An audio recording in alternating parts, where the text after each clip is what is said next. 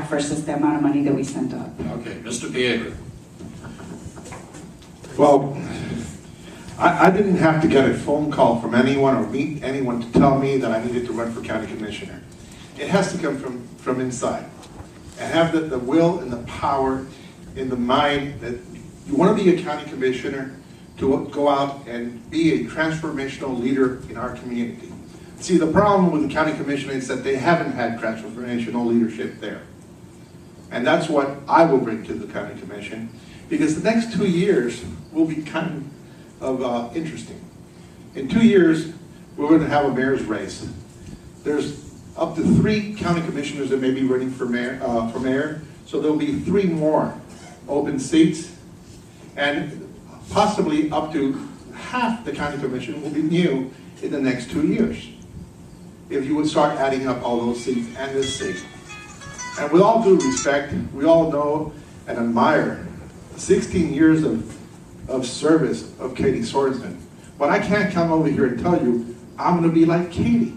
I'm going to be Obdulio Piedra. I'm going to be your commissioner that will be responsive to your needs at this time. Okay, Mr. Flynn. Thank you. County Commission is a job that I've wanted to hold. I wasn't going to run against Commissioner Sorensen, but when she called me to tell me that she was going to be announcing that she wasn't running and invited me to be with her for the announcement and suggested that this seat was a good fit for me, that's all I needed to feel that there were other people that recognized my talents here. I believe that I've shown with working with everyone that local government can work. I feel duty bound with 2 daughters to continue work locally to make a great sense of community. Miami-Dade County is a very special place. It's a very diverse place, and it needs nurturing. I want to continue the programs that I've started. I've got a great track record. I've done some great programs, and I want to continue the work I've started in Palmetto Bay and bring those regionally into Miami-Dade County. Transparency, fiscal responsibility, and just getting people involved. Mr. Alvarez.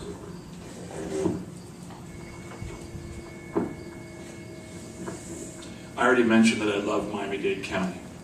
This is an incredible place. Someone told me on the phone today, a constituent who called me in response to our invite to our events on Saturday. She said, Miami-Dade County is a school for human nature. I said, can I use that? That's a good one. See what we're doing here. In this place, the greatest immigrant community in the world today, there's no place that does what we do in terms of opening our arms and inviting people in. It's amazing. This is really the leading edge of what the American dream is becoming. It's not without problems. It's not without its difficulties. But it's just, there's no place like this in the world. I love this place. And I hate to see what's happened to it. It's a continuing process of the government of Miami-Dade County being beholden to developers, lobbyists, special interests who twist the county's priorities in a way that ends up being against their own people. Yes, there's a foreclosure crisis everywhere. Yes, there is a recession everywhere in this country. But the reason that it is worse here than almost anywhere else is directly due to decisions made at the Miami-Dade County Commission. Decisions made to overdevelop, to allow buildings that are too big on lots that are too small, to allow overdevelopment at the edge, sprawling out over farmland and towards the Everglades and on top of our well fields. Now, all of those decisions impose costs on us at the same time they benefit a developer. We know the costs of sprawl. You build at the edge, now we have to run our police cars out there to service that area. Now we have to run the water and sewer there. We have to run every kind of public service farther. We pay that cost as citizens. Developers don't pay all those costs, despite what you hear about mitigation. The costs go to us. So basically, the wealth that goes to them are costs to us. They build too much, and now, as we're trying to recover nationwide, we will be the last to recover because we have way too much inventory. Okay, I'm going to stop you right there. We're going to have to start keeping time, and let's, if we can agree on this, let's keep each response to no more than a minute. Fair enough? Everybody will get their say now. Okay? Next question, what is your position on holding the line on urban development boundary? Oh, God. Who wants to start off? Well, that lets me continue a little bit. Most definitely. Now, a 1-minute response for this question, Please. correct? And he's Okay. going to keep track of the time. Yes, holding the line. The rule is this. You can't approve something outside the line when there's still land developable and available inside the line for that use. In Miami-Dade County, we have many communities that haven't seen a building project in generations, including right here in this district. Go down US 1, you see neighborhoods that really need some of that development money and are not getting it. One of the reasons that happens is because it's too easy to build in the wrong place in this county and too tough to build in the right place. The other side of holding the line is that we have to come with a concierge level service. If someone wants to build in the places where we need to have building, if you're going to build in one of the neglected neighborhoods in this county, we need to make sure that we are saying, thank you for doing what you're doing. We need to lift these neighborhoods up, and let's do everything we can to make that possible. Anyone who's worked with Miami-Dade County building and permitting knows that's not the way things happen. Thank you. Okay. Mr. Flynn has a response.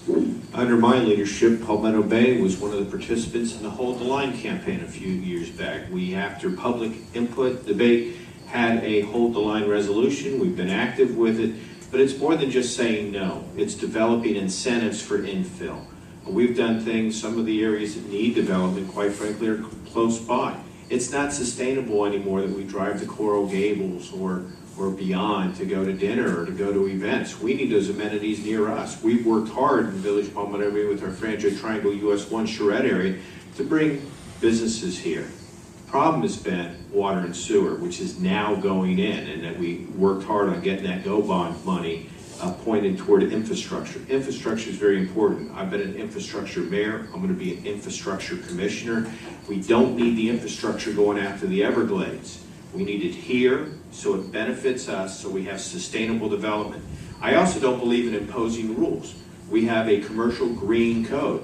Well, you want to build more densely, bigger footprint? We've got a way to do it. Through incentives, not mandates, and it's been a great success. Okay, time's up. At this time, I see no foreseeable reason to change the urban development line. And with that, we also have to understand and balance the economic realities of our community. So therefore, if the time did come that we need to do it, it would have to be in a very comprehensive way so that we take all the lessons learned from the past, and we have plenty of lessons that we have learned, especially now, to make those decisions, because we can't do things without proper infrastructure. Our infrastructure system is collapsing currently because it hasn't been maintained. As you can see, there are from time to time issues with the sewer lines that they collapse and they create sinkholes. That's because our system, our infrastructure system, is aging. So in terms of the UDB, we, at this time, no foreseeable reasons to make any changes.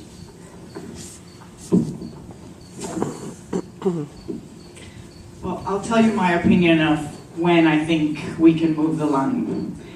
When we no longer have a need for our precious resource, water, from the Everglades, when we no longer need to save the Everglades, when we no longer need to save the animals in the Everglades, or any of the precious plants in the Everglades or the aquifer, we can no longer keep attacking the Everglades and our water resource. That is when we can move the line, when we no longer need it. Thank you.